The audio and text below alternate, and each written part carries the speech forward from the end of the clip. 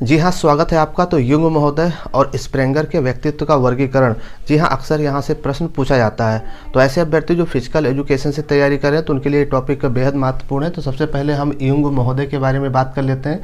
Jung महोदय Switzerland के मनोवैज्ञानिक थे और इन्होंने 1923 में मनोवैज्ञानिक गुणों के आधार पर व्यक्तित्व का वर्गीकरण 3 प्रकार से किया था: अंतर्मुखी, बहिर्मुखी और उभयमुखी। ठीक है।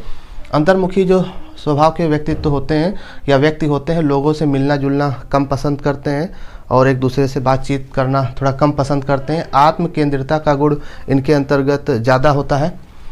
इनके अंदर आत्म केंद्रितता का गुण ज़्यादा होता है और ये वैज्ञानिक, कवि, दार्शनिक और खोजी प्रवृत्ति के होते हैं। ठीक है।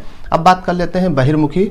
जो बहिर्मुखी स्वभाव के होते हैं ये सामाजिक होते हैं, समाज में ज़्यादा रुचि लेते हैं, ये खुश मिजाजी होते हैं और इसके अलावा इनके अंदर लीडरशिप की भावना अधिक होती है। इसके बाद हम बात करें उभयमुखी की। तो उभयमुखी स्वभाव के जो व्यक्ति होते हैं वो परिस्थितियों के आधार पर कभी अंतर्मुखी तो कभी बहिर्मुखी हो जाते हैं। तो ये हो गया युंग महोदय के व्यक्तित्व का वर्गीकरण जो अक्सर परीक्षा में प्रश्न पूछा जाता है। अब बात कर लेते हैं हम स्प्रेंगर का। स्प्रेंगर ने रुचियों के आधार पर और व्यक्ति के सामाजिक कार्यों में योगदान के आधार पर द टाइप्स ऑफ मैन अपनी पुस्तक में इन्होंने 6 भागों में व्यक्तित्व को वर्गीकृत किया था। एक सामाजिक, दूसरा राजनीतिक, तीसरा धार्मिक, चौथा सैद्धांतिक, पांचवा आर्थिक और छठवां कलात्मक।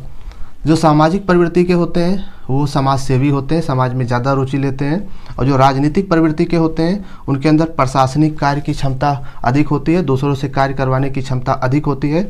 और जो धार्मिक प्रवृत्ति के होते हैं वो साधु और सन्यासी होते हैं।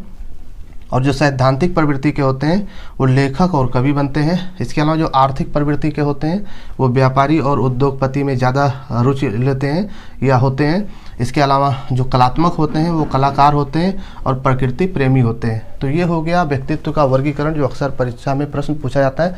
चाहे तो आप स्क्रीनशॉट ले सकते हैं। जी हाँ, और भी महत्वपूर्ण प्रश्नों पर लगातार चर्चा जारी रहेगी। चैनल पर नए हैं तो सब्सक्राइब करके जुड़ जाइए। तो मिलते हैं नेक्स्ट वीडियो में, तब तक के लिए जय हिंद।